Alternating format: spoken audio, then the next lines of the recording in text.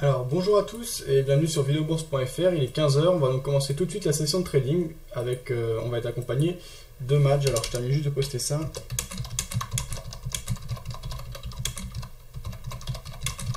Voilà, donc il est 15 heures pile, on commence. Alors j'appelle Madge, j'avais dit que je devais l'appeler avant. Allô? Ouais, Madge. Ouais. Ouais, désolé, hein, tu viens de me dire de t'appeler avant, du coup j'ai oublié, j'étais en train d'écrire des trucs sur le forum, mais bon, ça a l'air de passer. Alors, avant de commencer, je fais un petit test son et image. Est-ce qu'on peut me confirmer sur le chat qui se trouve en bas à gauche du cadre de diffusion sur la page d'accueil que c'est ok au niveau du son et de l'image, comme ça on va pouvoir commencer tout de suite. Alors, salut à tous ceux qui viennent de nous rejoindre, hein. Salut à Grognand, Jérém, Forexman, Rewolf, Bird, Mandarine, etc. Forexman, bien sûr. Donc, j'attends votre réponse sur le chat et on va commencer immédiatement. Ça va Madge? Très bien, et toi? Ouais, très bien. Alors, du coup, on n'a toujours pas pu ouvrir notre compte réel. Et non, malheureusement, je sais pas pourquoi le virement n'est pas encore arrivé. Donc, je vais renvoyer un mail à VFX, voir s'ils ont reçu et ou s'il faut faire une manip spéciale. Je trouve ça étrange. Ouais, je sais pas, moi, ça a déjà mis du temps chez certains brokers. Jérém, Grognant et Forexman me confirment que c'est ok au niveau du son et de l'image. Oui, chez certains brokers, ça prend un peu de temps. Bon, là, ça fait quoi? Ça fait moins d'une semaine quand même. Bon, ça fait une semaine aujourd'hui à peu près. Ouais. Oui, écoute, oui, il faut commencer à leur poser des questions, mais bon, il n'y a rien d'inquiétant, et puis je pense pas qu'il y aura de problème, c'est pas du tout dans leur intérêt, donc bref, on verra ce que ça donne. Alors, s'il y a des coupures, comme ça a été le cas auparavant, etc., pendant le live, n'hésitez pas à me l'indiquer, mais normalement, il ne devrait pas y avoir de problème aujourd'hui. Est-ce que tu as ouvert des trades ce matin, Madge? Pas du tout. D'ailleurs, c'est une journée pas exceptionnelle, je trouve. Ah ouais, pourquoi en fait déjà, est-ce que hier tu as profité de la volatilité exceptionnelle qu'on a aperçue sur les marchés? Pas du tout non plus, en fait. Je faisais autre chose hier, donc...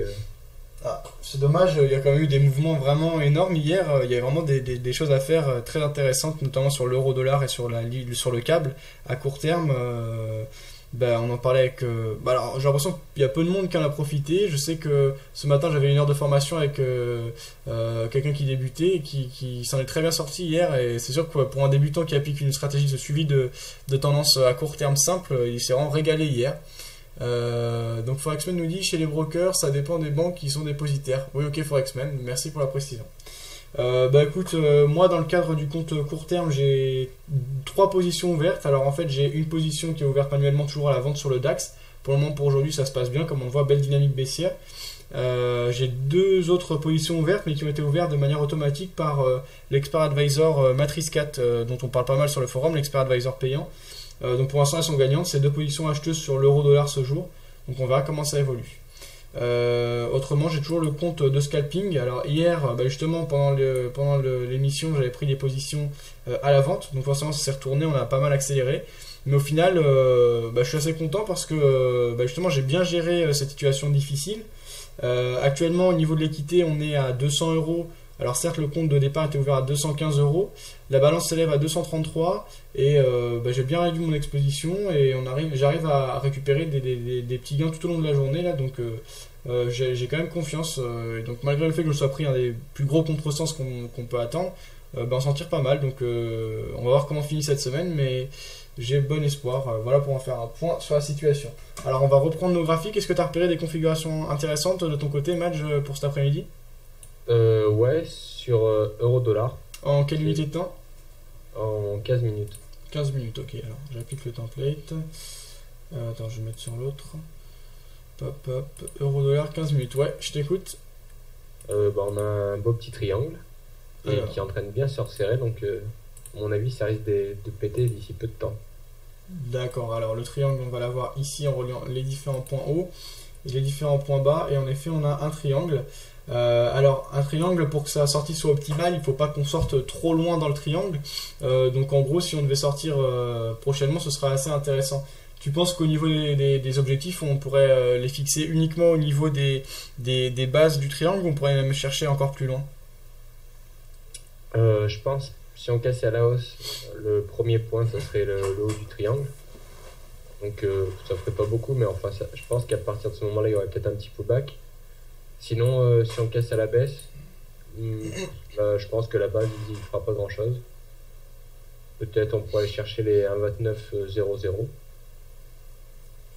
Tu privilégierais les prises de position acheteuses ou vendeuses? En gros, tu privilégies les sorties à la hausse ou la baisse du triangle? Euh, Franchement, aucune idée. Bon, je dirais peut-être un peu plus à la baisse parce que j'ai l'impression que les plus bas, même les plus bas, regarde, les derniers sont fait plus bas alors qu'ils devraient monter. Et les plus hauts sont de plus en plus bas eux aussi, donc peut-être une sortie à la baisse. Ok. La dynamique de fond est quand même largement haussière. Hier, on a eu une très grosse journée. Est-ce que tu penses qu'on n'est pas simplement dans une phase de consolidation de cette hausse avant une reprise?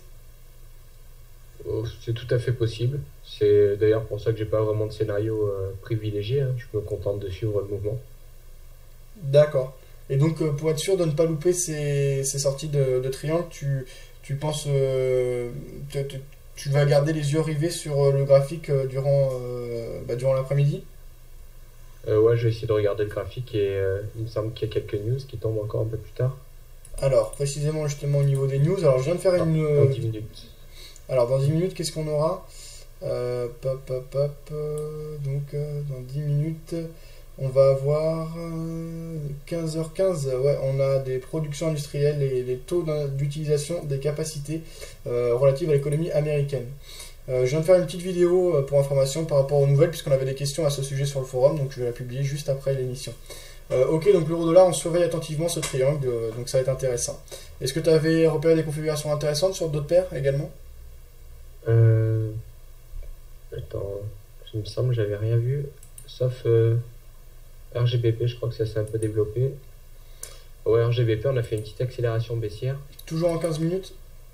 Ouais, 15 Ok. minutes. Ouais. Alors, l'euro face à la livre sterling, en effet, ce matin, accélération baissière, oui. Et là, on fait un petit pullback. Je sais pas si on va retomber ou pas. Pour ceux qui aiment bien trader les consolidations comme on peut éventuellement prendre un short. T'aimes bien traiter les consolidations de cette manière? Ah, pas du tout. Qu'est-ce qui te dérange en fait là-dedans? Je sais pas, enfin, tu vois, quand tu trades le breakout, c'est qu'on casse à niveau, donc pour moi, c'est logique que ça se poursuive.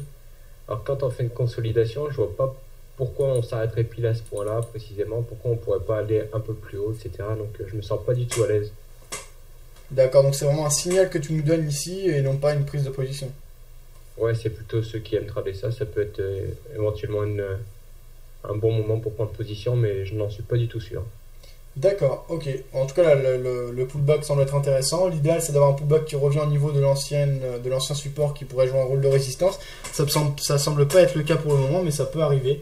Donc, on va suivre ça attentivement. Donc, en tout cas, on a une dynamique de pullback qui semble se dessiner au niveau du point pivot du jour. Ça peut être une configuration de rebond intéressante. Et à ce moment-là, on pourrait se servir des points pivots pour fixer ses objectifs éventuels dans le cadre du trading sur pullback. Tiens, justement par rapport à ce qu'on disait hier avec Bird, qui lui préfère trader les pullbacks et les phases de rebond en tendance, toi, tu serais plutôt défenseur du breakout justement. Je suis pas vraiment défenseur en fait, c'est simplement que pour moi, je préfère en fait simplement ça. Après, je pense que ça dépend vraiment de la personnalité. Il y en a qui ça va pas gêner plutôt de trader les consolidations, bah, comme Bird. Alors que moi, c'est pas du tout mon truc, je me sens pas du tout à l'aise, ça me stresse plus qu'autre chose. D'accord. Et donc au niveau des breakouts, quels avantages tu trouves à ce type d'approche et ce type de prise de position? En général, le breakout, ça explose rapidement, donc soit on va toucher le stop, soit on va chercher le take profit, mais au moins on évite, enfin, le point est vite fait, quoi. On n'a pas d'hésitation. On se dit pas, ah, peut-être que je devrais couper, etc. En général, c'est assez explosif, donc ça me convient assez bien. D'accord. Et donc quand tu dis breakout, c'est breakout uniquement de résistance et support horizontaux? Ouais, j'aime pas trop les trucs obliques. Oui, parce que de toute façon, après, on entre dans le système qu'on vient de décrire, donc de correction, en fait, de consolidation. Exactement, en général, après, c'est sur des choses obliques comme ça, quand ça casse, j'attends qu'il y ait un petit pullback et je rentre après la cassure du plus bas de ce pullback, en fait. C'est pour un short, par exemple, et l'inverse pour le long. D'accord, ok. Ok, ok. Alors, quelques réactions sur le chat. Alors, Forex nous dit deux breakouts intéressants à trader, le breakout horaire et le breakout de news. Le breakout horaire est plus zen à trader. Est-ce que tu vois exactement de quoi il parle, Forexman, quand il parle de breakout horaire, Madge? Ouais, je pense qu'il parle. Tu sais, je sais pas si tu te rappelles, il y avait un indicateur là qui. Tu rentrais les horaires que tu voulais, ça encadrait en fait en Ouais, bleu la zone. ouais, je me rappelle très bien, ouais. Et tu tradais la sortie. Je pense que c'est ça qui veut dire que, par exemple, si tu trades la sortie du plus haut ou du plus bas entre 4 heures et 8 heures, par exemple, ou truc comme ça. Ouais. Alors, je me rappelle d'ailleurs que tu avais fait pas mal d'études sur ce type de trading. Est-ce que tu trouvé les choses intéressantes ou pas? Non, rien de bien concret, je trouve. C'est trop difficile de définir des heures, en fait. Parce que parfois, ça va être bon, parfois non. Enfin, ça va changer, en fait. D'accord. Ok, ok. Donc on va se concentrer déjà sur ces deux signaux potentiels. Euh, Par rapport au compte qu'on va ouvrir en commun, là, le virement est en cours, donc ça devrait quand même se faire assez rapidement. Toi, t'as une idée de la stratégie que tu vas appliquer. Déjà, on s'est fixé des règles assez précises. Dans le cadre de ces règles, tu as une idée, toi, des signaux que tu vas essayer de privilégier pour optimiser les résultats? Euh, non, je pas rien de particulier. En fait, je vais trader comme je traderais normalement, c'est-à-dire pas prendre de trades inutiles à mon sens. C'est de prendre ceux qui ont le plus de chances de succès, comme je fais d'habitude. Ceux qui ont la meilleure configuration, plus deux stratégies que j'ai sur d'autres produits, type les produits agricoles et le bon du trésor à 30 ans. Est-ce que- Et puis le DAX aussi, j'aime bien le DAX trader en fait. Avant le chômage US, en général, on fait un petit range et là, ça explose. Avec les chiffres, ça explose assez souvent. Et là, par contre, c'est possible de faire d'assez gros gains en très peu de temps. Ok. Quand tu parles de stratégie, justement, sur les matières premières notamment, c'est quoi exactement comme type d'approche, si tu veux nous en dire plus? Ouais, c'est un peu une sorte de breakout horaire, mais sans être. C'est pas vraiment ça non plus. C'est- C'est Non, mais vrai. enfin, c'est à une heure précise, mais si tu veux, ça vient pas spécialement de l'horaire. Ok. J'ai pas trop envie de dévoiler. Tu veux garder cette information pour toi. T'as fait pas mal de recherches pour avoir des informations à ce sujet? Ouais, j'ai sacrifié un peu de capital pour trouver la solution, donc Ok, bah on pas envie comprend. de tout donner. Oui, c'est assez compréhensible, très franchement. Moi, je vois pas de problème. Je trouve ça même plutôt normal. Et quand on me dit bien souvent, enfin, quand on dit en général que c'est pas normal que certains vendent leur stratégie ou des choses comme ça, puisque de toute façon on gagne déjà de l'argent sur les marchés, etc. C'est pas complètement vrai parce que, par exemple, acheter un livre ou acheter un robot ou des choses comme ça, s'il y a vraiment un gros travail derrière, etc., je trouve ça plutôt logique qu'on ne donne pas son savoir sans aucune récompense derrière. Je sais pas toi ce que tu en penses. Pour toi, quand on arrive à faire quelque chose, il faut le garder pour soi ou est-ce que en fait, en gros, est-ce que tu trouves ça anormal que certains vendent leur stratégie, par exemple, ou leurs signaux sur les marchés? Je trouve pas ça anormal parce que ça dépend après du capital que tu as. Si tu as un petit capital, alors forcément ça peut t'aider à démarrer. En général, c'est le cas de ceux qui font des robots, à part ceux qui font des robots d'arnaque, enfin qui marchent pas, donc c'est juste de l'arnaque et ils font ça pour gagner de l'argent rapidement. Mais sinon, c'est vrai que si on a un petit capital et qu'on débute, enfin qu'on débute pas vraiment, mais qu'on a construit un robot sympa, il est vrai qu'on peut le vendre pour augmenter ce capital et trader avec plus de sécurité. Ok, ok, merci pour ce point de vue. Alors simplement, je vais sur Forex Factory pour avoir la publication des nouvelles en direct. Il est 15h14, ça va commencer à bien bouger. Alors je vais afficher les news sur mon autre écran, donc vous n'allez pas le voir, et je vais me concentrer pendant ce temps-là sur l'euro-dollar. Donc on a une première accélération haussière là, sur les dernières minutes. On va se mettre en une minute pour vraiment voir les mouvements très court terme et la moindre réaction des marchés par rapport à l'annonce. Il est 14h15, 14h14, donc ça va apparaître dans moins d'une minute maintenant. Dès qu'il est 15, je mets à jour et je vous donne les chiffres en quasi direct. Alors, on attend ça. Alors voilà, ça y est, ça va tomber. Alors, j'attends, ça charge. Première interprétation plutôt hésitante. Ça va arriver à mon avis assez vite. Il va y avoir une interprétation des nouvelles et une petite volatilité court terme. Alors, ça y est, les chiffres sont tombés, ils sont plutôt mauvais, décevants par rapport aux attentes. Ils sont en régression. Ils étaient attendus à 75,1% pour les capacity utilisation rate, ils sont tombés à 74,7%. Et pour la production industrielle, c'est tombé à 0,2%, alors c'était attendu en progression de 0,3%. Donc des informations plutôt négatives par rapport à l'économie américaine, qui dans un premier temps semble faire baisser l'euro. Ce qui est plutôt logique puisque l'euro est plutôt corrélé à la santé économique globale puisque c'est pas du tout une valeur refuge. Donc je pense que les chiffres sont assez proches des attentes. On va pas avoir d'impact majeur à moyen terme.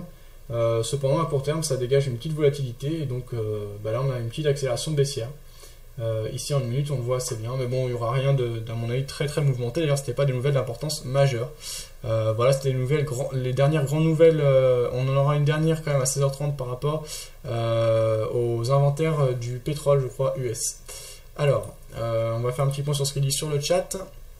Donc ça on a vu. Alors Forexman, est-ce que tu nous parlais bien quand tu parlais de breakout horaire, est-ce que tu parlais bien de ce qu'a évoqué Match? Tu peux nous confirmer sur le chat, ça pourrait être intéressant. Alors Birdcom fait le point, Forexman nous dit sur les indices, c'est facile, breakout horaire de 9h à 10h, l'après-midi de 15h30 à 16h30, lié aux ordres d'arrivée sur les actions à l'ouverture des bourses. Est-ce que tu as déjà étudié toi ce type d'approche à ces horaires précises, Madge, justement? Non, j'avoue j'ai pas trop étudié sur les indices. J'ai plutôt étudié le Forex et j'ai pas du tout essayé les indices, mais je suis pas trop breakout horaire en fait. Ok. Si t'es pas trop breakout horaire, t'es donc breakout technique, c'est-à-dire que tu vas repérer des seuils techniques qui te paraissent importants. Est-ce que tu trades également les breakouts sur les news ou très peu? Si ouais, sur les news ça arrive plutôt sur le chômage US en fait. C'est là où c'est que c'est le plus intéressant à mon avis. Ou des news très attendues aussi. Ok, on se rappelle justement il y a une semaine ou 2 semaines de prise de position intéressante lors de publication de nouvelles par rapport à l'économie canadienne, c'était la semaine dernière je crois. Donc c'est ce type de trading, donc c'est ce type d'approche que tu fais lorsqu'il y a des news par exemple. Ouais exactement, j'aime bien encadrer les cours et avec des ordres buy stop et un sell stop, en général c'est assez payant lors de news très très importantes. Ok.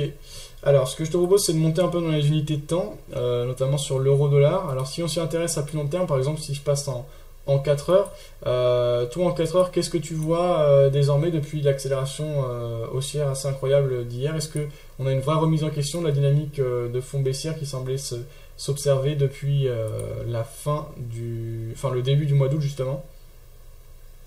Ouais, c'est possible ça me fait penser qu'on avait défini un objectif entre... je sais plus comment on avait fait. Je crois que j'avais dit 1,30, non? Comme ça, lors de début septembre. Alors, je me rappelle plus, tu l'avais dit dans quel cadre? Dans le cadre de l'émission ou sur le forum? Sur le live. Mon premier live, je crois bien. On parlait justement, on était en 4 heures. Oui. Et que j'étais plutôt haussier. On En a direction de d'abord cassé 1,30. dans un premier temps... un 27,80 il me semble, et j'avais dit par rapport au retracement de Fibonacci, j'avais dit 1,30 entre le niveau 50 et 61,8. Donc pour l'instant on est pile dans cette zone, donc ça aurait été en effet on est exactement à 1,30 en direct. D'ailleurs on a une belle progression là. Si je repasse à très court terme rapidement, la nouvelle a finalement été interprétée de manière plutôt positive pour le dollar, et par rapport aux deux positions qui ont été prises avec le robot, pour l'instant elles s'approchent toutes deux de leur take profit, donc on verra comment ça évolue. Mais pour le moment c'est des bonnes positions pour la journée. Au niveau de la prise de position sur le DAX, ça stagne, on est bien baissé sur la journée mais pas d'accélération particulière. Donc on ferme cette petite parenthèse. Moi je vais donner mon point de vue par rapport à l'étude en 4 heures de l'euro-dollar. Donc la dynamique de fond reste tout de même baissière, comme ce que l'on peut voir en passant en journalier je veux dire. Donc la dynamique de fond sur les différents points hauts reste baissière, les moyennes mobiles exponentielles restent également orientées à la baisse même si on sent une petite hésitation. Si j'y regarde de plus près, on s'approche de la trendline baissière sans la franchir à la hausse. Je parle de la trendline baissière que j'ai pu tracer justement en graphique journalier. Alors on va enlever les Fibos sinon on s'y retrouve plus.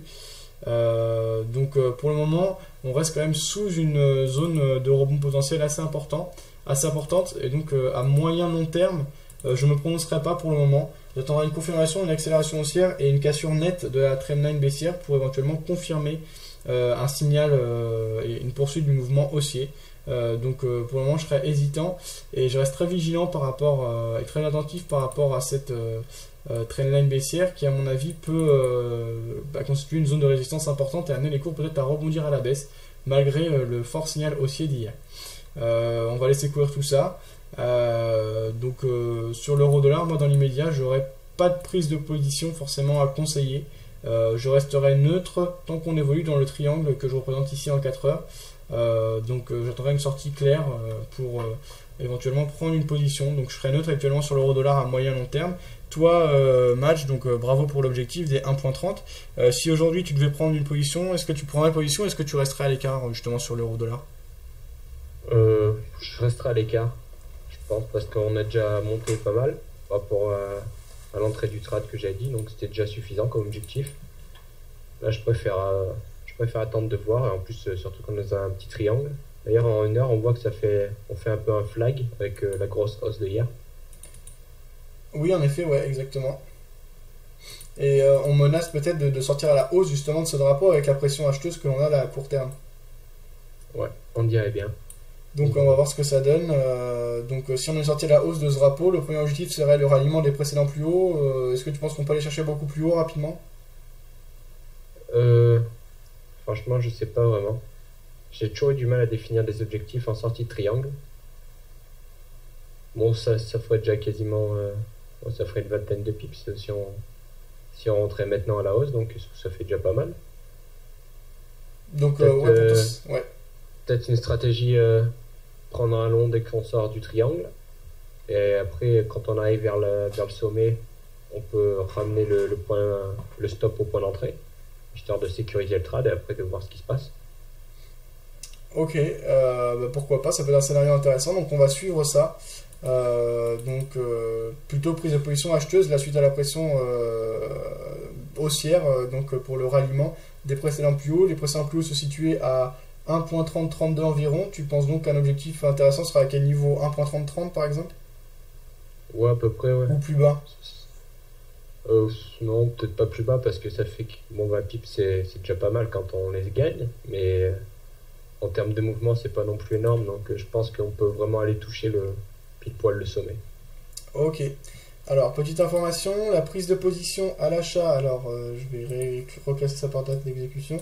Voilà, on a atteint le take profit sur la première position ouverte par le robot Matrice 4 sur l'euro-dollar, un gain de 3,46€, on va parler en pips. On avait pris position à 1.2963, l'objectif vient d'être touché à 1.3008, ça fait un gain de 45 pips, ce qui est pas mal. Le robot a bien bossé ce jour. Alors je le teste en démo depuis un petit moment et force est de constater que c'est pas bidon hein, comme robot, c'est pas de la martingale ou des choses un peu farfelues ou alors qui mettent largement en danger le capital. Non, c'est quand même des prises de position assez sérieuses avec des stop loss clairement définis. Et pour le moment, un compte de 1000€ avec uniquement cet Expert Advisor sur 5 paires différentes nous a fait gagner 50€, soit 5%. J'avais lancé ce compte chez Alpari UK le 31 août dernier, donc en l'espace de 2 semaines, c'est plutôt pas mal, plutôt intéressant. Surtout qu'il n'y a pas eu de perte énorme. L'autre compte sur lequel je fais le test, j'ai pas encore regardé les résultats, voilà, on va les avoir ici. C'est pareil à peu près, 50€ également de gain, donc dans l'ensemble c'est un robot qui marche plutôt pas mal. Alors par contre sur mon compte réel, je l'ai peut-être lancé au mauvais moment, mais j'ai commencé par une perte de 8€. Là on est en train de rattraper cette perte petit à petit, mais pour le moment je suis au point d'équilibre, donc pas spécialement de gain par rapport au compte réel pour le moment avec ce robot. Là l'euro-dollar, on voit que le mouvement se poursuit. Si on baisse dans les unités de temps, en 5 minutes on voit la belle accélération haussière. Donc le flag, donc en gros la résistance oblique qu'on avait repérée et dont tu nous avais parlé, Match, semble plutôt significative. On a eu une belle accélération, actuellement on hésite quand même un peu, on a eu une accélération, là on revient un peu sur nos pas. Je pense que on a quand même du potentiel à l'achat. Là on peut voir un pullback à très court terme, ça peut être une occasion intéressante de rentrer en cas de retest de l'ancienne résistance. Qu'est-ce que tu en penses toi? Si on a un retest de l'ancienne résistance qui marquait le haut du flag justement, est-ce qu'on pourrait s'en servir comme par exemple pullback potentiel pour une poursuite du mouvement à court terme? Ouais, c'est possible, mais en fait j'attendrais qu'on franchisse d'abord le plus haut de juste avant en fait en M15, attends, je te donne l'heure exacte. Sur FX Pro, ça fait 10h35, donc 9h35 chez nous. Faudrait qu'on franchisse un peu plus ce sommet. En général, on fera un petit retour dessus et après là, on peut prendre un long. J'aime bien avoir une confirmation comme ça d'une résistance à proximité, si tu veux, quand on sort d'une ligne de tendance oblique. D'accord. Alors en tout cas, ce que l'on constate ici, c'est que on a le scénario de pullback très court terme que j'évoquais qui s'observe exactement. Si on passe en une minute, c'est plus clair. Donc actuellement, on a un retour vers l'ancienne résistance. Pour moi, c'est un point d'entrée intéressant à l'achat à très court terme. Pour ceux qui ont raté par exemple le franchissement à la hausse de la trendline, c'est une seconde chance assez intéressante. Je conseille quand même plutôt la prise de position acheteuse sur les cours actuels à très court terme sur l'euro-dollar, notamment dans le cadre du compte scalping, puisque je vais voir un compte scalping récemment. De toute façon, j'ai déjà cette position acheteuse, donc je ne vais pas en rajouter une, mais je serais bien rentré à l'achat là, sur ce type de signal. Alors actuellement, on semble s'enfoncer un peu, on va voir comment ça évolue. Je peux me tromper, hein, mais on verra comment ça évolue par la suite. Est-ce que tu as déjà tradé, toi, à très très court terme, Madge, ou tu es toujours resté dans une optique court terme, voire moyen terme? Il m'est arrivé de trader beaucoup en 5 minutes. C'est pas mal, mais je sais pas, il y a beaucoup de faux signaux, c'est trop nerveux, je trouve. Donc je suis revenu en M15 assez rapidement en fait. C'est plus calme et après, bon, souvent maintenant je regarde sur de plus grosses unités de temps pour cerner la tendance, etc. Les supports et résistances plus long terme pour éviter de me faire prendre à défaut en fait sur une fausse cassure par exemple, c'est qu'il y a un support majeur juste un peu en dessous de mon petit support court terme. Parce que ça m'est arrivé pas mal de fois avant en M5 de me faire avoir comme ça. Donc maintenant, j'essaie de regarder sur des plus grandes unités de temps pour éviter ce problème. D'accord, ok, ouais, donc est-ce que tu as déjà en réel scalpé ou c'était simplement en démo? Non, pas de. Enfin, c'est pas vraiment du scalping. Enfin, ça dépend ce que tu appelles par scalping. Moi, je pense à quand on passe des ordres d'une ou deux minutes, etc. Ça, t'as J'ai jamais jamais fait fait ça? ça. Non, ni en démo, ni en réel. Ça n'a jamais été mon truc. D'accord, ok. Au minimum, les positions que tu prenais, donc c'était sur des graphiques en étude 5 minutes, mais c'était combien de temps environ? Ouais, ça dépendait de mes objectifs et de la vitesse des mouvements. En général, c'était à moins d'une heure quand même. Plus d'une heure, ça m'inquiétait un peu, hein, parce qu'en 5 minutes, ça commence à faire. Donc ouais, un peu moins d'une heure, je dirais, en moyenne, en réel. Ok. Là, par rapport à la situation sur l'euro-dollar, on a vu une belle pression acheteuse. J'ai conseillé une prise de position à l'achat sur le retest de l'ancienne résistance. On voit que cette dernière a été complètement enfoncée. On reste dans la vague, ceux qui ont de. Enfin, si j'avais on va dire que c'est une petite position et donc de la possibilité, je pense que je passerai mon stop loss sous la moyenne mobile exponentielle 200. Si on doit franchir à la baisse ce niveau, là je pense que la configuration de pullback sera complètement annulée. Là, certes, elle est un peu remise en question puisqu'on a quand même eu un enfoncement de l'ancienne résistance, donc il ne jouera pas un rôle de support précis. Mais on peut quand même avoir une reprise des acheteurs. La dynamique de fond, la première impulsion était quand même plutôt acheteuse. Donc on a une configuration quand même assez intéressante. On verra ce que ça donne. Alors après, c'est vraiment du très court terme. Donc on va passer à d'autres produits, donc notamment la livre sterling en 4 heures. Est-ce que tu as un avis à moyen terme sur cette paire? Euh, on a cassé la ligne de tendance à la hausse. Tu parles bien du câble? Oui, GBP/USD, ouais, le câble. Ah, ok, parce que tu disais juste la livre. Ok. Ah, Ouais, on a cassé la ligne de tendance haussière en H4. oui, Donc peut-être on va continuer la hausse. Je sais pas vraiment en fait. Mais je dirais qu'au-dessus de 1,56, il faudrait privilégier le long. d'accord. Actuellement, tu penses que c'est pas un bon niveau pour entrer acheteur? Je sais pas trop parce qu'on a eu pas mal d'hésitations là dernièrement quand même sur la livre. Donc je préfère attendre un franchissement histoire que la tendance soit déjà un peu dessinée avant de rentrer. D'accord, ok. Alors justement, par rapport au mouvement, la livre c'est une paire de devises, enfin la livre sterling face au dollar, pardon, le CAP c'est quand même une paire de devises qui a ses particularités, qui va parfois hésiter pendant longtemps avant d'accélérer d'un seul coup. Est-ce que c'est une paire que tu aimes bien trader ou est-ce que tu essaies de plutôt rester à l'écart de cette dernière? Si, ça va, j'aime bien trader. Ça dépend en fait Ça dépend de la configuration, comme d'habitude. Il est vrai que c'est sympa parce que souvent il y a des bons petits mouvements assez rapides qui permettent de prendre pas mal de pips en peu de temps. Donc c'est toujours pareil, un bon là, on voit en 4 heures c'est pas terrible. Je sais que cette semaine il y a eu des moments intéressants. Ou la semaine dernière. Ouais, la semaine dernière et même cette semaine. Cette semaine, ben lundi, je crois. Ouais, lundi j'avais pris un short. J'aurais même pu reprendre un long après un peu plus tard. Toujours pareil, il y a des mouvements, ils sont rapides et assez amples. Donc ça permet de prendre pas mal de pips en 2 heures, 3 heures. On prend une soixantaine de pips et tout le monde est content. Market selling right off of that upper trend line.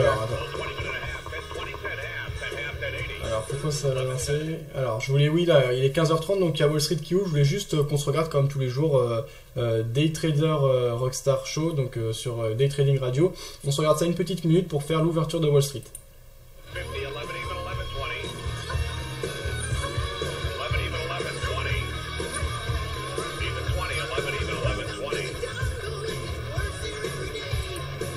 Boston and UBS, Clark kicking out small stuff, buy stuff, looks like a bunch of retail business. 10 half, 10 80. 70 been 11 even, 10 70 been 11 even. 10 70 been at 11 even. Minus 500 offer, minus 505 bid. Looks like it's 500 bid now.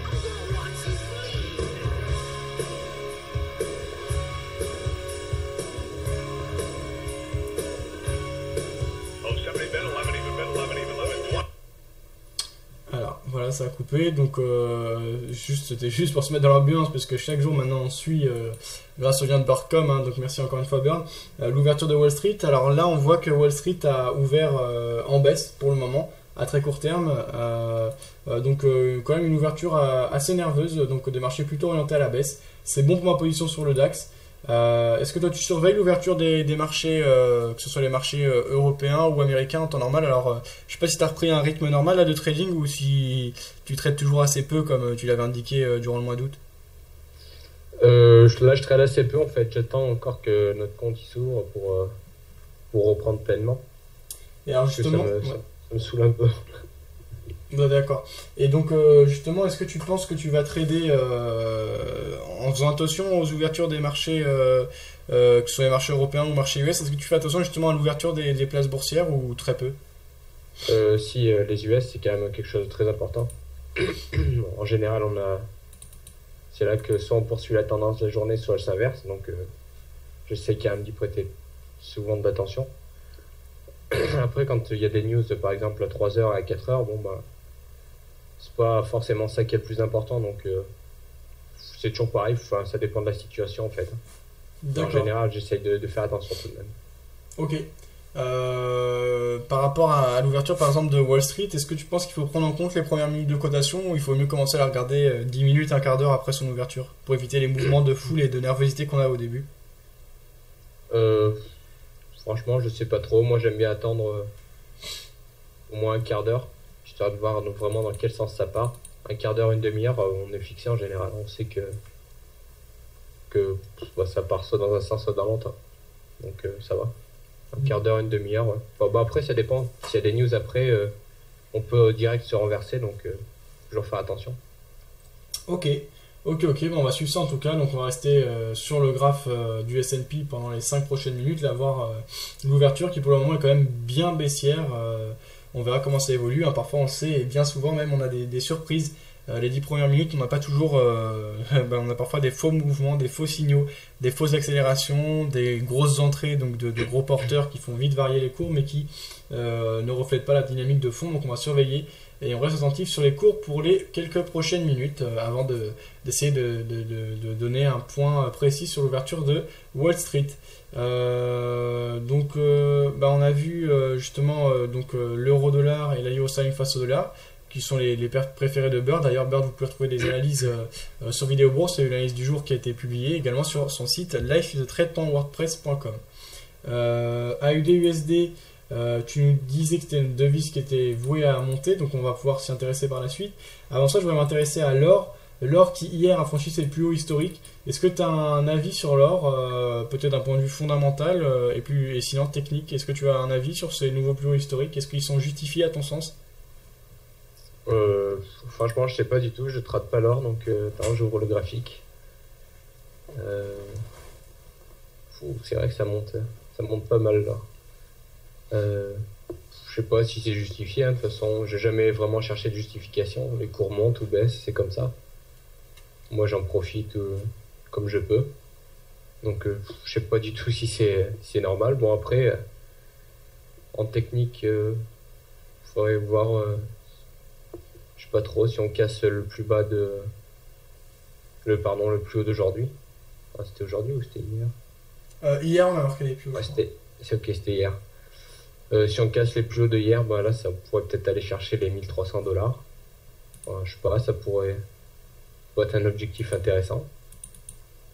Et fondamentalement, est-ce que tu penses que ça indique une inquiétude de la part des investisseurs, ce renforcement et ces nouveaux plus hauts historiques qui sont régulièrement atteints sur l'or qui est la valeur refuge par excellence? Comment tu interprètes ça? Est-ce que pour toi c'est une inquiétude des investisseurs par rapport au marché économique, au marché financier plus précisément? Franchement, j'en sais rien du tout. Je suis pas du tout fondamental, donc je vais pas te dire de bêtises. Je sais vraiment pas. Ok.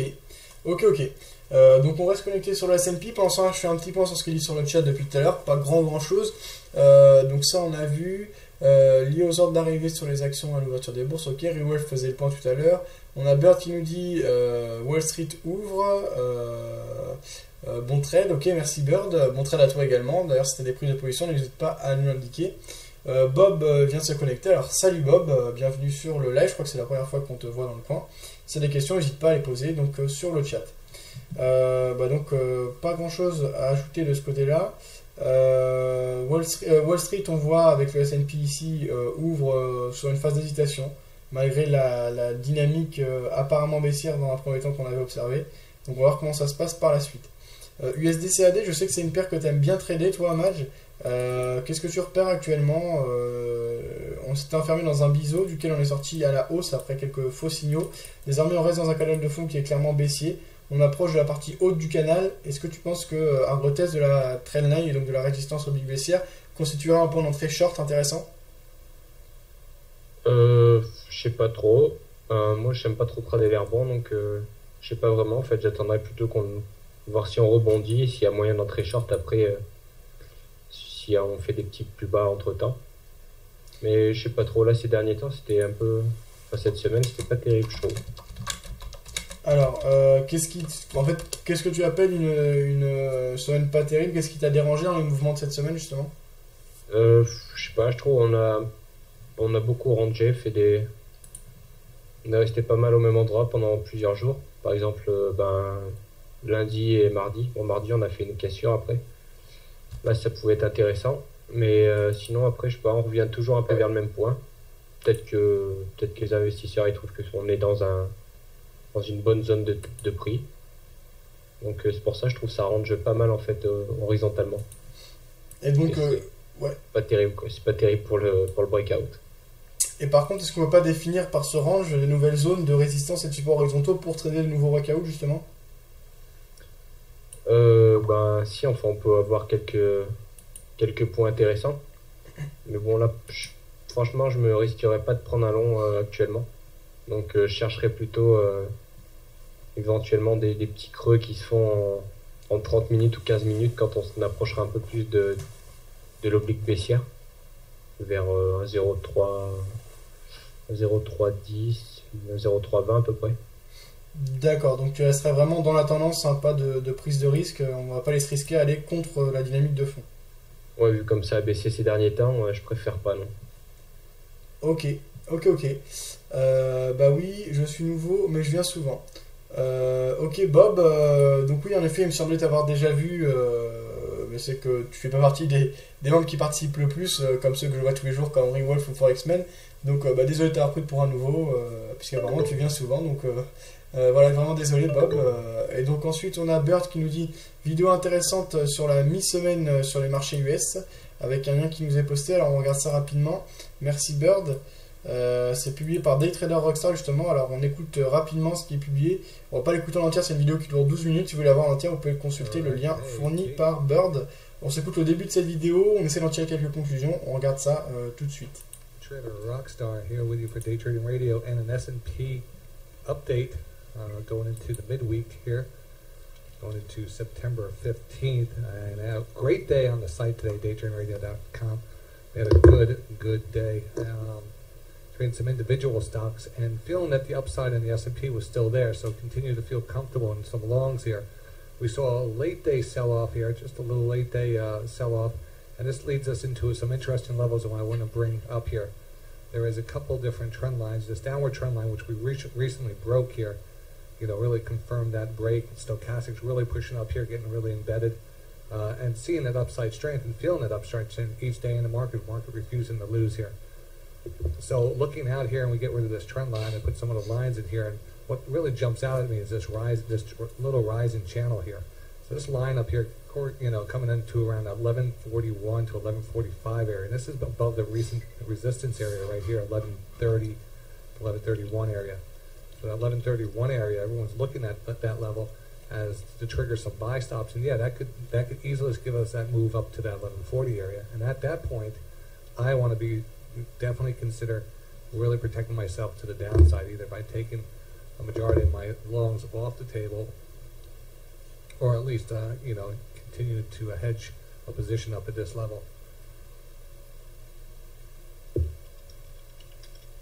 And so again, that's laying ahead. But today again, market is now in a little area where people are getting concerned. We're hanging up here. There's no reason why we can't sometimes just drop off and not tag that trend line up here, and yet we hold this recent resistance. So this area right here, 1130, big area. You feel. Donc d'après ce que je comprends au départ de cette vidéo, donc ce serait plutôt un signal baissier qu'on aurait, en tout cas une zone de résistance assez importante qui se dessinerait ici sur le S&P, donc avec une stochastique qui indique une zone de surachat et une résistance oblique haussière qui marque le haut d'un canal haussier. On sera un avis plutôt peut-être baissier pour le reste de la semaine. Est-ce que c'est ça, Bird, en gros, ce qui est décrit ici par Daytrader Rockstar sur cette vidéo? Alors salut Sniper Forex qui nous rejoint, ça fait un moment qu'on ne t'avait pas vu, Sniper, qui fournissait d'excellentes analyses moyen terme auparavant. Content de te revoir parmi nous, Sniper, et si tu as d'autres analyses comme avant, ça peut être super intéressant. Donc on a Forexman qui nous disait ça faisait 20 points à prendre. Sur quel produit, pour un exemple de breakout horaire ce matin sur le DAX entre 9h et 10h en UT5 ou en UT 15 minutes short à midi. Alors on va regarder précisément, justement moi je suis en position sur le DAX à la vente, mais je vais pas pris position sur le breakout horaire. Alors si on regarde le breakout horaire dont tu nous parlais, Forexman, donc tu parlais de celui de 9h à 10h, donc ici je me suis passé en 1 minute, on va aller retourner, voilà. Donc de 9h, donc on a eu des plus bas qui ont été marqués à 6256,8 points. Et donc l'ordre aura été déclenché à midi, entre midi et vers midi 1. Et donc ensuite on a eu une belle accélération baissière. Donc en effet, Forexman, ça aurait été un signal très intéressant pour la journée. Après, le tout est de voir si ça fonctionne sur le long terme et de faire des tests sur plusieurs jours, voire plusieurs semaines, pour avoir des chiffres fiables. Donc je ne sais pas si tu l'as fait, ça pourrait être intéressant de nous communiquer tes résultats. Forexman nous dit vous ne tradez qu'avec des micro-lots, jamais en mini-lot ou en lot. Après Forexman, tout dépend du capital. Là dans le cadre des comptes utilisés pour les émissions, je ne traite qu'avec des micro-lots en effet. J'ai des comptes plus importants mais où je prends que les positions moyen terme avec des stop-loss et des profits clairement placés à l'avance, etc. Où là je prends les plus grosses positions, et par contre sur les comptes court terme je préfère trader avec des micro-lots en effet. Toi Madge, pour le moment est-ce que tu trades aussi plutôt avec des petites sommes, ou est-ce qu'il t'arrive de prendre des grosses positions sur ton compte principal? Pas au-dessus du lot, enfin ni de lot d'ailleurs, pour le moment c'est plus mini-lot. D'accord, ouais. Ok, donc pour te répondre, Forexman. Donc on a Joao, tiens d'ailleurs Joao qui m'avait contacté tout à l'heure sur le forum parce qu'il y avait des problèmes d'identifiant, il faut que je règle ça, je m'en occuperai après l'émission. Tu traites souvent les breakouts, ok ça c'était toi. Forexman, oui breakout du matin, j'ai pas, mais pas celui d'après-midi. Je l'avais fait durant l'été dernier, ça marchait pas le matin. Pas mal le matin, tu dis ok, mais après j'avais ok, ça on l'avait vu. DTRS ne spot que les longs Ok, Birdcom, donc j'avais mal compris. Mais pourtant, d'après ce que j'ai vu dans la vidéo, il ne traite jamais. Ah d'accord, ouais, ok, des traders Rockstar ne spot que les longs, d'accord. Donc lui, il traite jamais à la vente, c'est que les positions acheteuses. Mais ça veut dire que pendant longtemps, il doit ne prendre aucune position. Donc ce day trader Rockstar, Birdcom, puisque on a eu quand même des périodes assez difficiles ces derniers temps, des indices qui ont largement progressé à la baisse, donc ça a dû quand même jouer contre lui. En tout cas, soit lui faire perdre d'argent, soit lui faire prendre que très peu de positions. Pourquoi ce choix de ne prendre que des longs, Bird? Alors, le meilleur sens, c'est le short. Alors, en effet, sur les indices, comme le dit Image, la meilleure chose à faire, c'est de shorter. D'autant que les mouvements à la vente vont plus vite que les mouvements à la hausse. Ça a été prouvé par des études et des statistiques sur le passé. Oui, c'est quand même surprenant de ne pas vendre à découvert sur les indices. Alors, MHZK vient de nous rejoindre. Salut MHZK. Regarde ses statements, il tourne à 16 000, 18 000 dollars par mois. Ok Bird, et en termes de pourcentage, ça représente combien ces gains environ? Si tu l'as, Bird, ça pourrait être intéressant. S'il souhaite, il ferait 100K. S'il shortait, il ferait 100K. Voilà, donc, Eric Lefort a fait des tests sur le breakout et optimisé les horaires entre 9h et 9h45 pour le FCE. Ok, Forexman, merci. Est-ce que tu as des sources par rapport à ces informations? Ça pourrait être intéressant. Alors, Conseil Equity, il tourne à 2000 ou 3000 dollars. Ok, donc pour l'instant, pas de moins négatif, Bird, pour les traders Rockstar depuis que tu le suis. Alors, petit point sur nos positions, justement, ici sur le DAX, à court terme, en 1 minute, on a une accélération baissière actuellement. On pourrait franchir les plus bas du jour si on a la poursuite de ce mouvement. Il se situe à 6227 points, donc on reste vigilant. En revanche, sur l'euro-dollar, ça a tendance à se retourner un peu. Donc on était très bien orienté tout à l'heure dans le cadre de nos positions prises en automatique. Désormais, on est revenu quasiment à notre point d'entrée. Donc le scénario que j'ai évoqué tout à l'heure de prise de position éventuelle est quasiment invalidé. On est juste au-dessus de la moyenne mobile exponentielle de 100. Donc à ce moment-là, on toucherait le stop loss, soit une perte d'environ, on serait entré environ à 1.3004 et donc on sortirait à 1.3074, ce qui ferait 30 pips de perte. Après, tout dépend de son exposition, etc. Mais moi, pour ma part, j'aurais pu prendre ce trade. Alors, je l'ai pas pris parce que j'avais déjà les positions sur le compte court terme. Mais j'aurais été capable de le prendre, donc j'aurais enregistré une perte de 30 pips. C'est pas bien grave, il faut savoir l'accepter. On peut s'intéresser à d'autres choses. Le CAC 40, est-ce que tu as un avis, toi, à moyen terme sur le CAC 40, Match, ou pas du tout? Étant donné que ça suit un peu le DAX, j'aurais dit... je sais pas, pour l'instant, le DAX, peut-être que ça va casser le support, donc je serais peut-être un petit avis short pour rejoindre... 6150 peut-être. Et par rapport au gap d'ouverture de ce début de semaine, est-ce que c'est pour toi plutôt un signal de continuité ou plutôt un argument en faveur du retracement et donc de la baisse? Je sais pas la moindre idée. Tu connais peu les gaps ou tu as quand même étudié pendant un moment les différents Alors types? je sais pas trop ce qu'ils signifient, je sais plutôt les exploiter, mais pas leur signification en fait. D'accord. Alors, pour le moment, pour aujourd'hui, là, si on regarde le CAC 40, ici en graphique journalier, on a bien la résistance oblique baissière que j'ai repérée, également la résistance horizontale, repérée plus haut à 3798 points.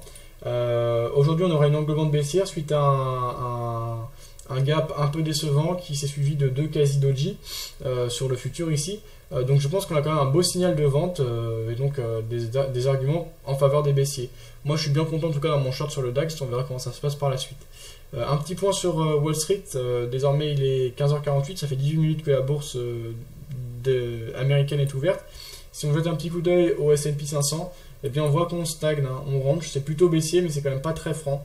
Donc pas de signal précis pour le moment, on verra comment ça évolue par la suite.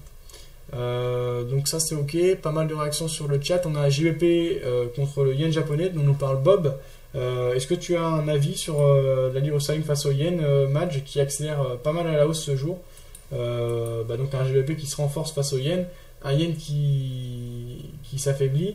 À ton avis, justement, tu m'en parlais tout à l'heure. Alors, est-ce que c'est toi qui m'en parlais Oui, c'était toi qui m'en parlais, je crois, de l'affaiblissement du yen durant la nuit et durant cette journée. Est-ce que tu as une idée de la raison de ce mouvement? J'ai supposé une intervention de la Banque du Japon, mais je ne suis pas sûr du tout. J'ai pas cherché plus que ça. Mais je pense que c'est ça, étant donné qu'ils en parlaient.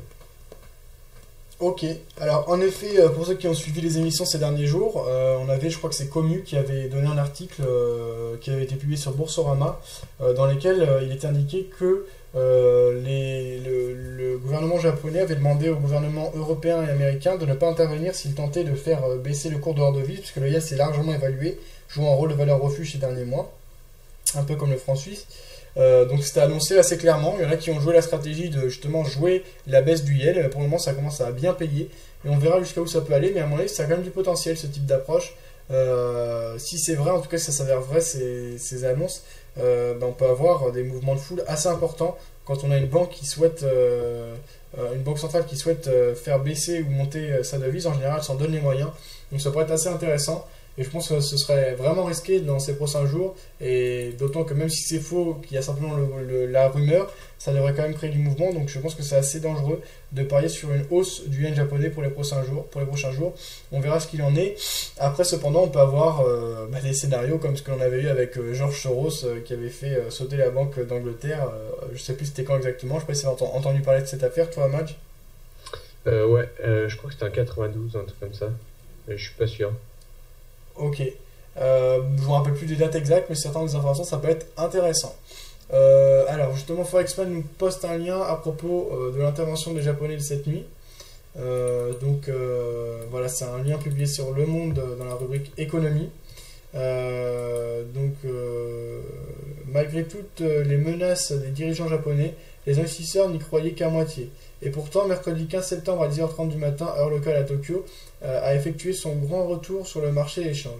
Pour la première fois depuis mars 2004, les autorités japonaises sont intervenues directement pour tenter de stopper la flambée du yen. Un geste fort au lendemain des réélections à la tête du gouvernement nippon de Naoto Kan. Voilà, donc c'est exactement ça, c'est bien l'intervention de la banque japonaise. Merci beaucoup pour le lien Forexmed, c'est vraiment très sympa et très utile. Justement, un point de vue sur la livre sterling face au yen. Si on se met en 4 heures, toi, tu aurais quel point de vue à moyen terme, Madge, sur cette paire? Étant donné qu'on a cassé la ligne de tendance baissière, il se pourrait que dans les prochaines semaines, on continue à monter. On va peut-être faire un petit pullback là, parce que c'est monté assez rapidement. Donc, ouais, je suis plutôt haussier pour l'instant. Et comme tu l'avais dit, c'est pas le type de scénario que tu préfères trader quand même. C'est le scénario de retracement plutôt que de continuité. Ouais, non, c'est pas ce que je préfère. Moi, je suis plutôt breakout et je m'en tiens à ça. C'est là où c'est que je suis le meilleur, donc je vais pas aller chercher à prendre des pertes pour rien. En termes de pourcentage, en gros, si tu trades, tu penses être capable de gagner combien avec un risque maîtrisé? On va dire, si tu prends par exemple un risque maximum de 1% par trade, tu serais capable de gagner quel type de pourcentage par mois avec une approche de breakout que tu maîtrises relativement bien? J'ai des espérances de l'ordre de 80% à peu près. 80% par mois? Ouais, ça paraît vraiment irréaliste, mais pourtant ça m'est déjà arrivé de le faire en démo et sans souci, sans prendre de risques énormes, rien du tout. Donc franchement, je pense que c'est largement réalisable. Et bon, après, il y a des mois où c'est que tu fais moins, mais il y a aussi des mois où c'est que tu peux faire plus, largement plus même, je dirais. Et si on parle en moyenne, ce serait une moyenne 80%? Ouais, peut-être un peu moins, mais moi j'aimerais bien faire ça. Je pense que c'est largement faisable. D'après les statistiques que j'ai eues, je pense que c'est largement faisable. Mais c'est vraiment énorme. Est-ce que la plupart des hedge funds, des traders, etc., rêveraient d'avoir ce type de performance. Est-ce que tu penses qu'il n'y aura pas quand même un fossé entre le démo et le réel quand tu vas te mettre à appliquer ces stratégies que tu as travaillées pendant plusieurs mois? Après, c'est juste l'hésitation. S'il n'y a pas trop d'hésitation, je pense que non. Parce que bon, il n'y a pas de raison particulière à ce que j'ai plus de réussite en démo qu'en réel, étant donné qu'en réel, j'ai déjà réussi à prendre les mêmes trades. Donc, je sais pas, faut voir, mais je pense que c'est largement possible. Ok. Donc, on verra ça. De toute façon, les résultats de notre compte commun, qu'on va commencer à tenir, je l'espère, dans la journée ou demain ou plus tard, seront diffusés en direct, comme je l'ai fait pour mes comptes réels et pour les comptes démo, des robots, etc., sur Vidéo Bourse, dans la partie suivi des stratégies. Donc, je vais vous laisser le lien pour ceux que ça intéresse. Vous pouvez suivre tous nos résultats qui sont publiés en direct sur MyFXBook. Donc au moins c'est totalement transparent et vous ne pourrez pas dire qu'on est des menteurs ou qu'on n'assume pas jusqu'au bout ce que l'on dit. Alors après on peut se tromper bien sûr, il n'y a pas de vérité absolue et on ne conseille pas de prendre les mêmes trades que nous. Mais au moins le moins qu'on puisse dire c'est que c'est transparent et qu'on applique ce qu'on dit. Donc moi pour ma part vous pouvez déjà suivre 2 de mes comptes réels en direct, mise à jour 24 heures sur 24, 7 jours sur 7 sur ce lien. Par rapport à l'euro-dollar, pour revenir à très court terme, ici en 5 minutes, on voit que mon stop loss était quand même placé de manière assez judicieuse puisqu'on a effectué un rebond pile sur la moyenne mobile exponentielle 200. Donc théoriquement, si je l'avais pris, je serais toujours dans le trade, toujours perdant puisque je serais rentré à 1.3004, mais je ne serais plus perdant que de 14 pips, et donc on verra si le rebond va s'observer, si c'est bien une configuration de pullback que l'on a eu. Pas grand chose de plus à ajouter, on a pas mal de réponses sur le chat. Donc ça on a vu, donc Forexman qui nous parlait de Eric Lefort, Bartcom voilà, quand c'est difficile, ok ça on avait vu, il traite les actions US, les VAD, trop de contraintes, il ne traite pas les CFD, je connais pas son capital, ok, alors après il faut voir, tout dépend de son capital, il faudrait plutôt voir en pourcent qu'en milliers de dollars, mais j'en doute pas que ce soit un très bon trader, s'il est autant suivi, à mon avis c'est pas pour rien. Maintenant, quel est l'intérêt de rester sur le marché action plutôt que d'aller sur les CFD? Puisqu'on avait vu avec Gilles, apparemment il n'y a pas beaucoup d'intérêt pour un investisseur et un pur spéculateur. Pour quelqu'un qui est un passionné d'investissement, etc., ça peut se comprendre, mais pour quelqu'un qui vise qu'à spéculer, je vois pas vraiment l'intérêt d'aller sur le marché action plutôt que le marché des CFD. Toi, Matt, est-ce que tu as un avis à ce sujet? Est-ce que tu vois un intérêt à aller sur le marché action réel plutôt que sur les CFD? Je sais pas vraiment. On gagne pas plus avec les actions réelles? Non, on gagne pas plus. Au contraire, on paye plus de commissions et l'effet de levier est moindre. Ouais, non, je sais pas, non, j'ai pas d'explication, jamais étudié la question, je t'avoue, donc je sais pas trop. Ok. Donc Bob nous disait la livre sterling face au yen est pas mal montée ces derniers jours. Vous pensez qu'il va redescendre ou qu'il va continuer à augmenter? Alors comme Match t'a répondu, donc pour lui, on aurait plutôt un scénario de correction qui pourrait s'observer en une poursuite du mouvement. Pour ma part, on a franchi à la hausse les 50%. Pour moi, on n'a plus de zone de résistance majeure avant les 61,8%. Donc pour moi, la dynamique haussière pourrait se poursuivre jusqu'à 133,85 avant d'amorcer une phase de rebond. Bien sûr, c'est pour aller chercher un objectif et une résistance horizontale et un seuil technique. Maintenant, les rebonds s'observent parfois sans réelle raison technique. Donc une autre zone de résistance intéressante, c'est les plus hauts qui avaient été marqués fin août dernier, aux alentours des 133,59, donc à la limite pourquoi pas aller chercher des 133,50 avant d'amorcer un éventuel rebond. Voilà pour te répondre Bob. Jao nous dit, la Chine a racheté énormément de titres de la dette japonaise, ça a dû aider ce mouvement. À propos de l'intervention des Japonais, ça on a vu. Soros à l'époque pouvait faire sauter la Banque d'Angleterre à l'époque, mais maintenant il faudrait d'autres hedge funds pour y arriver. Ok, je suis pas spécialiste de ces questions, mais je te crois Forexman, d'autant que tu nous cites souvent des sources précises, etc. D'ailleurs, si tu as des articles à ce sujet, ça peut être intéressant. Joao nous dit 27,4 milliards de dollars en titres rachetés. Par rapport à quoi, Joao, ça? Forexman nous dit il l'a joué sur l'euro, la Grèce, en début d'année, accompagné avec une douzaine de hedge funds, dont ceux de Goldman Sachs. Entre le démo et le réel, il y a le risque de slippage. Oui, alors après, oui, c'est sûr qu'il y a un risque de slippage, donc de glissement, mais c'est de quelques pips. Donc je pense quand même que les statistiques de match auraient quand même été largement positives, même sur un compte réel. Jamais le problème de slippage, même au nom du chômage US, c'est principalement lié au nombre de contrats travaillés. Toutes les actions US ne sont pas disponibles en CFD. Ok Bird, mais il me semble quand même que la plupart le sont. Il y a beaucoup d'entreprises qui proposent des CFD, donc de plus en plus. Après il y a sûrement des avantages, sûrement des arguments, ils ne le feraient pas pour rien, donc simplement j'essaie de les trouver. Donc ça c'est ok. Il traite des stocks comme Lululemon et des compagnies plus petites, il ne traite très rarement les plus gros du Dow Jones. Ok Bird, merci pour la précision. Donc 15h59, on va bientôt terminer cette émission. Est-ce que tu avais un signal ou une dernière précision à nous apporter, Match, par rapport à ta vision de marché du jour?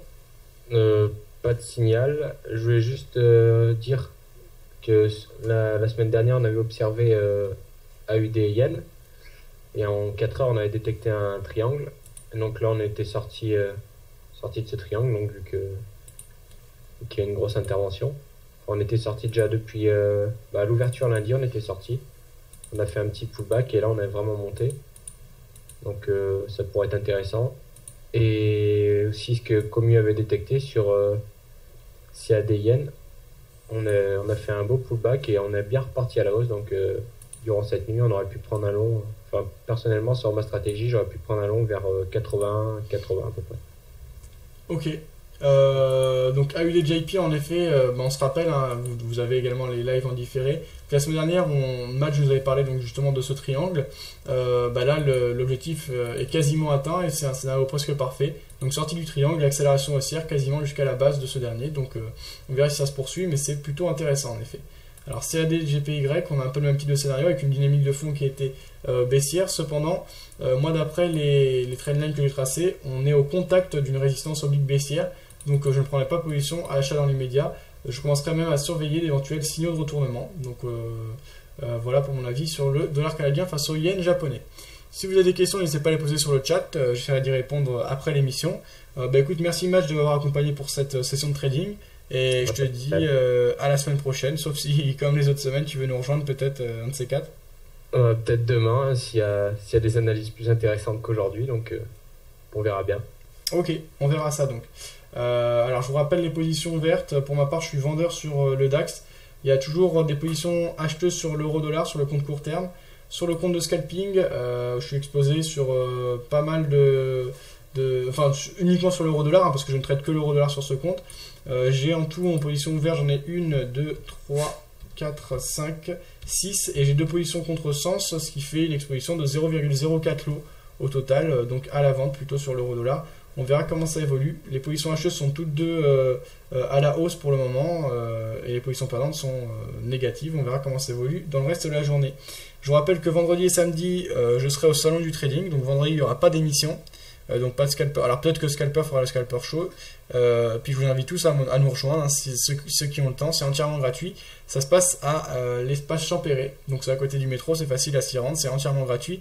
Et ça se tiendra vendredi et samedi de 9h à 21h. Plein de choses très intéressantes. Vous pouvez avoir plein d'informations supplémentaires dans le sujet du forum dédié à ce salon ou directement sur le site du salon du trading. Donc je vous laisse ces 2 liens sur le chat. Bon après-midi trading à toi Match et donc à la semaine prochaine. Merci toi aussi. Ciao.